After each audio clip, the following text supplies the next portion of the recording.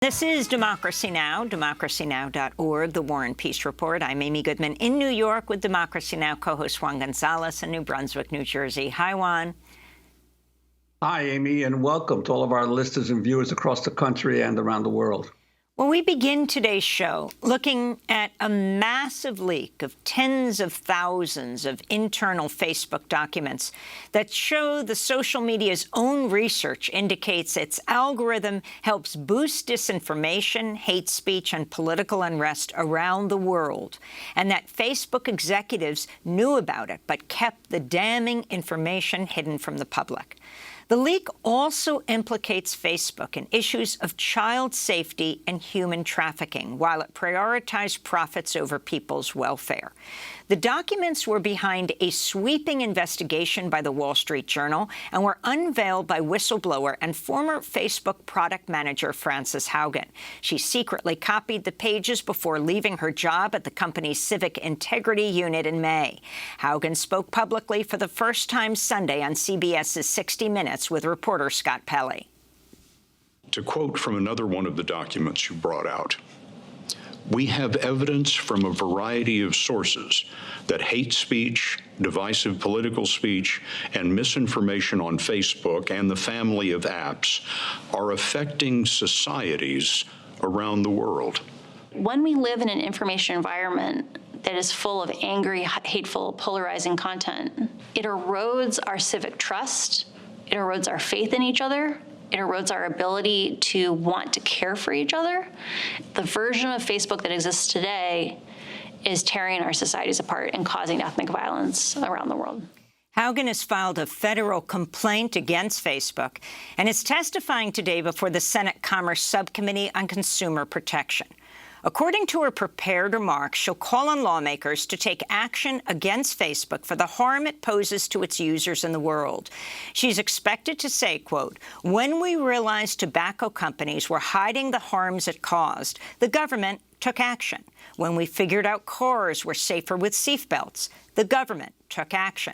And today the government's taking action against companies that hid evidence on opioids. I implore you to do the same here," she said. Today's panel is also looking into how Facebook downplayed its knowledge that its photo and video sharing app Instagram is harmful for teen girls and tweens. This is Haugen again, speaking on CBS's 60 Minutes to reporter Scott Pelley. One study says 13.5% of teen girls say Instagram makes thoughts of suicide worse. 17% of teen girls say Instagram makes eating disorders worse. And what's super tragic is Facebook's own research says, as these young women begin to consume this eating disorder content, they get more and more depressed, and it actually makes them use the app more. And so they end up in this feedback cycle where they hate their bodies more and more. Facebook's own research says it is not just that Instagram is dangerous for teenagers, that it harms teenagers. It's that it is distinctly worse than other forms of social media. Lawmakers are also pursuing Facebook as part of a federal antitrust case and over its role in the January 6th Capitol insurrection. Documents leaked by Frances Haugen detail Facebook's decision to dissolve its Civic Integrity Unit after the 2020 election and before the assault on the Capitol. Her testimony comes a day after Facebook, Instagram, and WhatsApp, also owned by Facebook, suffered a 6-hour outage disrupting online communication worldwide. It's the first time this has happened for so long. For more, we're joined in San Francisco by Roger McNamee. He was an early investor in Facebook. He was a Mark Zuckerberg mentor, then went on to write the book Zucked, Waking Up to the Facebook Catastrophe. And in Los Angeles, we're joined by Jessica Gonzalez. She is co-CEO of the media advocacy group Free Press and co-founder of Change the Terms, a coalition that works to disrupt online hate. She's also a member of the Real Facebook Oversight Board. We welcome you both to Democracy Now! Jessica, let's begin with you. As you listen to this testimony of Frances Haugen and all of these documents that have been released, I mean, It was really amazing to see these congressional hearings in the last few weeks where you have Facebook being confronted by senators. And the senators are saying these studies that you did not reveal, like the damage you do to tweens and teen girls, are astounding. And she said, oh, actually, they're really bad studies. They said, no, they're really good studies. But overall, your response to what's taking place right now? Listen, Amy, good morning. I'm not surprised that Facebook knew that it was causing concrete harm to women, to people of color, to society as a whole. I'm not surprised it knew that it was spreading disinformation about the vaccine, the pandemic, and other things. What I'm surprised about is just how blatantly they lied to the American public, including members of Congress, over and over again about the extent to which they were causing harm here in the United States and around the world. That's the shocking part here, is just the number of bald-faced lies repeated over and over again. It indicates clearly that Facebook is unfit to self-govern and that we need the U.S. Congress and the administration to step in and provide transparency and accountability.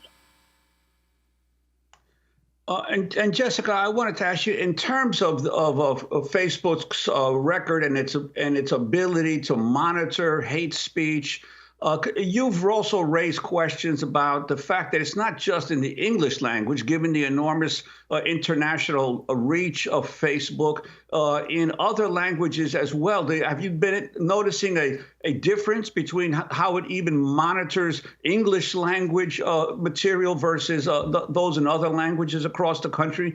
Given, for instance, the enormous impact that right-wing groups from Latin America had through WhatsApp and other Facebook posts during the election to reach Spanish-speaking people here in the U.S.? Yes, Juan, as bad as this situation is in English, it's far worse in Spanish and other non-English languages. That's why we work together with partners from the Center for American Progress and National Hispanic Media Coalition to launch the Ya Basta Facebook campaign, Enough Already Facebook. We were calling for concrete steps, investment in content moderation and AI systems, in the personnel needed to accurately and adequately monitor non-English content on Facebook. And we really got a complete blow-off from Facebook. In fact, Facebook wouldn't even tell us who's in charge of Spanish language content moderation, how many moderators do they have, where are those people located, what are the systems and trainings in place. They won't even provide baseline transparency. Well, come to find out, part of what Frances Haugen helped reveal this week is that Facebook is not adequately invested in any language besides perhaps English and French. They've made some investments in those areas, but they've utterly failed to make the investments necessary to make Facebook safe in other languages. And I have to tell you, Juan, if it were me and I was running Facebook, and I hear from the United Nations that I played a contributing role in the genocide in Myanmar, I would have looked right away at this issue, at whether our moderation systems were keeping people safe, particularly around the globe. And so the fact that that didn't happen is appalling and unacceptable. I'd like to bring in Roger McNamee to the conversation. Welcome to Democracy Now! And could you talk to us about your reaction to the latest revelations from Frances Haugen and how you initially began to believe that Facebook was on a negative and dangerous course? Well, it's a great honor to be back on the show with you all today. And I want to tip my hat to my friend Jessica, because I think she framed many of the problems exactly correctly. I also want to throw out a huge, thanks to Frances Haugen. She is so courageous, so authoritative, and so utterly convincing. I mean, this is a person who is in a position of enormous responsibility at Facebook, who is very technically competent, who saw these problems and had the courage to bring documents out to make sure the whole world knows. That level of courage is just, I mean, we should be all applauding it. My own experience, I was an advisor to Mark in the early days of Facebook. I mean, he was 22 when we met, and I advised him when the company, starting before it even had a news feed. My concerns became an issue for me in early 2016, and I reached out to Mark Zuckerberg and Sheryl Sandberg just before the election in 2016 to warn them, because I was afraid. I'd seen these things going on that really bothered me, and it made me fear that the culture of Facebook, the business model, and the algorithms were allowing bad people to harm innocent people in the context of civil rights, which is what Jess was just talking about, but also democracy. And I pleaded with them because I said, you're in a business that depends on trust. You have to get this right. And I spent months trying to convince Facebook to do the right thing, starting before the election in 2016 and then continuing for several months after. That didn't work, so I became an activist. The key thing about Frances Haugen, and the reason that she has changed the game more in 3 weeks than I could in 5 years, is because she brought out documents that established definitively that the executives at Facebook were aware of the problems, and that in spite of warnings on things like COVID disinformation, on things like the insurrection, on things like the damage to teenage girls, they persisted. And they persisted because of a business model that's not just at Facebook. We can't just let this be about Facebook, because the business model of surveillance capitalism, which is a concept that was coined by the professor Shoshana Zuboff from Harvard, this is a business model of using surveillance to gather data in every possible context and using that to both predict our behavior and to manipulate our choices and our behavior. And that is so fundamentally un-American, so fundamentally unethical, that we have to ban it. It's as unethical as child labor, and it's something being adopted by companies throughout the economy. Google invented it, Facebook adopted it, Amazon uses it, Microsoft, many other tech companies have become the leaders in it. But you see it in cars now and in smart devices. You see it all over the economy, and it's incredibly dangerous. You talked about the bravery of Frances Haugen. In fact, she is afraid, and that makes her even more brave. She's taking on $1 trillion company. Physically Yes. afraid. What kind of retaliation Facebook could wage against her? Do you have any thoughts on that, Roger? I think her strategy of maximum public attention is exactly right. I mean, let's face it, the people who organized this communication strategy have done a brilliant job. And I really tip my hat to them. And I tip my hat to her. And I think her best defense is to be so visible that Facebook wouldn't dare.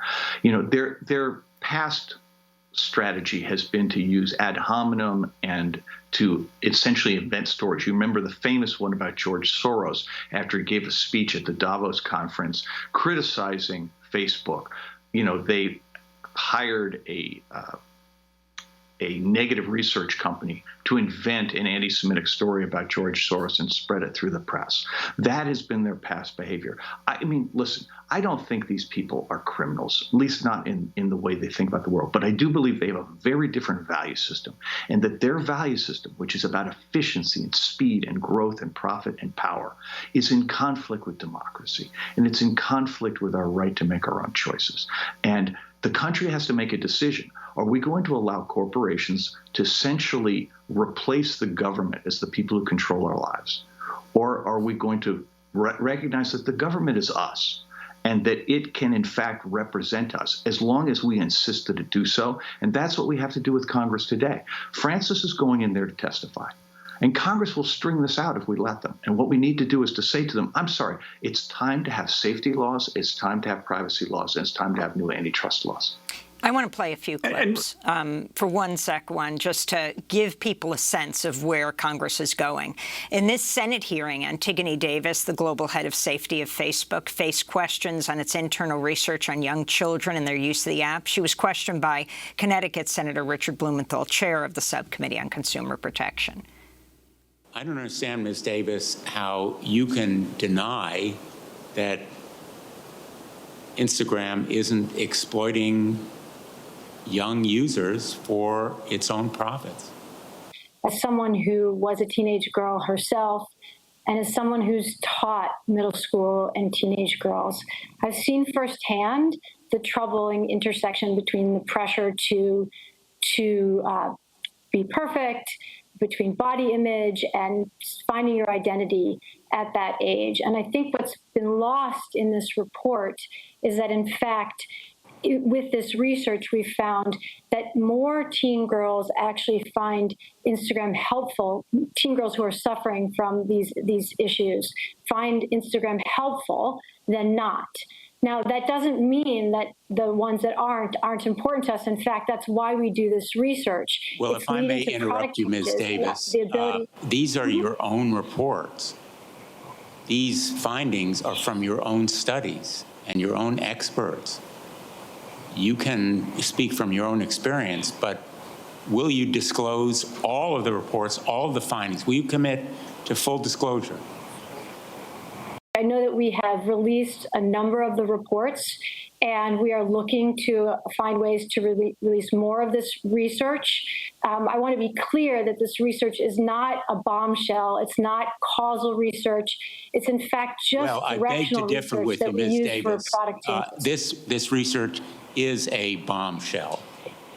It is powerful, gripping, riveting evidence that Facebook knows of the harmful effects of its site on children, and that it has concealed those facts and findings. Facebook recently postponed the launch of its new Instagram app for kids under 18 once Haugen released these documents. During the Senate hearing last week, Massachusetts Senator Ed Markey questioned the global head of safety of Facebook, Antigone Davis, on the platform's potential harm to children. Will you stop launching? Will you promise not to launch a site that includes features such as like buttons and follower counts that allow children to quantify popularity? That's a yes or a no. Those are the kinds of features that we will be talking about with our experts, trying to understand, in fact, what is most age appropriate and what isn't age appropriate. And we will discuss those features with them, of course. Well, let me just say this. We're talking about 12-year-olds. We're talking about 9-year-olds. If you need to do more research on this, you should fire all the people who you paid to do your research up until now, because this is pretty obvious, and it's pretty obvious to every mother and father in our country, because all recent scientific studies by child development experts found that not getting enough likes on social media significantly reduces adolescents' feelings of self-worth. So that's it from the Senate hearing, but I want to end in these series of clips with Frances Haugen herself, the interview on 60 Minutes, when the former Facebook product manager explains how the social media's algorithm works and describes how the documents she leaked lay out Facebook's decision to dissolve its civic integrity unit after the 2020 election and before the January 6th Capitol insurrection. She's speaking with CBS's Scott Pelley. And one of the consequences of how Facebook is picking out that content today is it is optimizing for content that gets engagement or reaction. But its own research is showing that content that is hateful, that is divisive, that is polarizing, it's easier to inspire people to anger than it is to other emotions.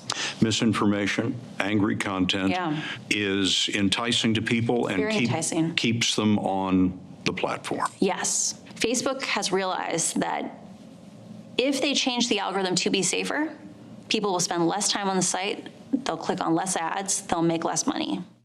Haugen says Facebook understood the danger to the 2020 election, so it turned on safety systems to reduce misinformation. Too dangerous. But many of those changes, she says, were temporary. And as soon as the election was over, they turned them back off, or they changed the settings back to what they were before, to prioritize growth over safety. And that really feels like a betrayal of democracy to me. So that's Frances Haugen, who's testifying today on Capitol Hill on CBS's 60 Minutes. Jessica Gonzalez, you're the CEO of Free Press, and you're co-founder of the Change the Terms coalition, which works to disrupt online hate. This key point, whether we're talking about tween and teen girls, or whether we're talking about the insurrection, right before the insurrection, they knew the level of hate that was mounting and being amplified. and they turned off the monitors and the disruptors of that. That's right. That's right, Amy. You know, and not only did they know, the fix is so easy. They have a setting. They decided to turn it off before the election results were certified, despite spotting trends of fake information about a supposed steal of the election, despite seeing the activity budding on their site, despite seeing that there were militia groups organizing calls to arms on different parts of their networks. So this was a choice to put profits over public safety, over democracy, over the health and well-being of not just Facebook users, but all of us. And this is why I don't believe that Facebook is fit to govern itself. We need to step in. And, you know, here's what's really insidious about how Facebook's business model operates, which isn't true of like maybe young girls receive negative messaging in magazines or on TV or on radio. But here's what's insidious in particular about how not just Facebook, but other social media platforms earn their revenues. They are collecting and extracting our personal demographic data, the way we're behaving on the sites, and they're identifying what we might be vulnerable to, right? Our vulnerabilities, our predispositions, our behaviors. And they're actually targeting us with things that they think we'll engage more with. So this is targeted disinformation, targeted hate, targeted imagery that might have caused teen girls to feel worse about themselves based on the extraction of our data without informed consent. I don't know that most people understand that we're the product on Facebook. They're selling us to their advertisers. And so without even truly understanding how this works, we're being used and without any public interest good. In fact, a whole lot of harm. So we have to completely rethink the structures that underpin social media platforms, and we need to pass legislation. We need FTC investigations to completely disrupt the hate and lie for profit business model that is doing so much damage.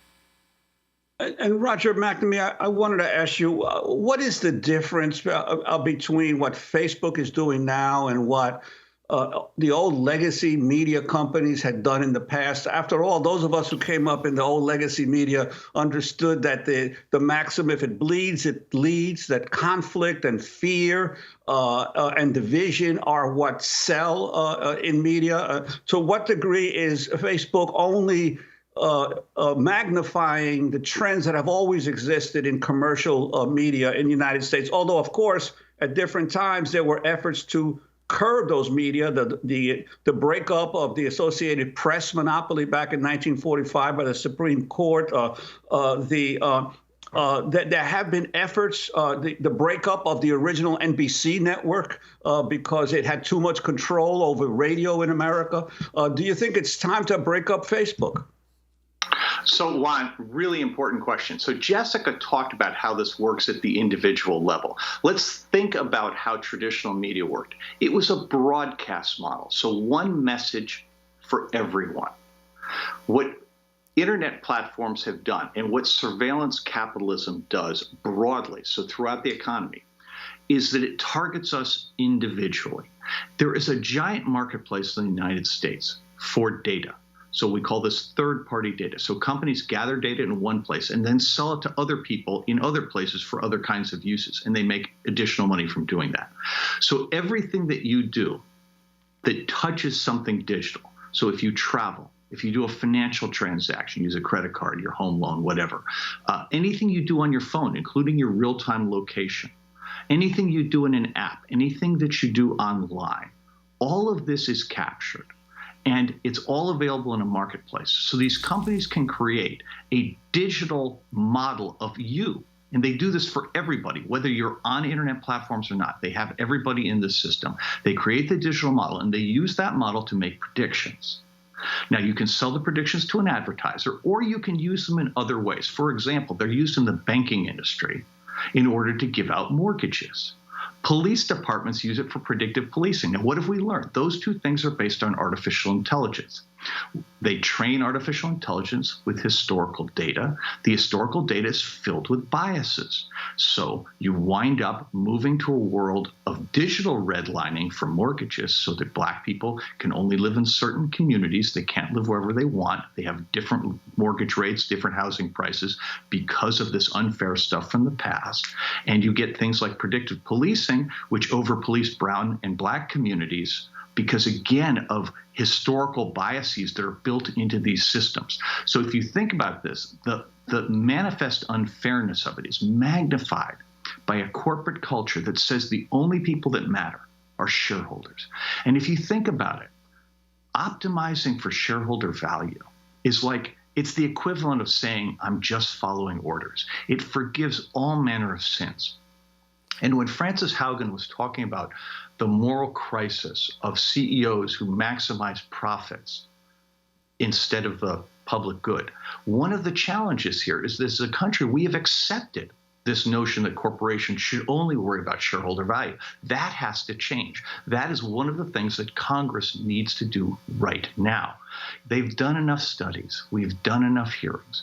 We now need to have something that looks like the Food and Drug Administration, which requires that every technology product demonstrate that it is safe before it is allowed to go into the market. And that should apply to products that are in the market today. We need to have rules that say, I'm sorry, but there should be no third-party marketplace for location data, health data, anything related to your usage of apps or the internet, maybe even financial data, things that are so intimate that they allow people to manipulate your choices. And then we need to have new laws on antitrust so that we can fight against entrenched corporate power.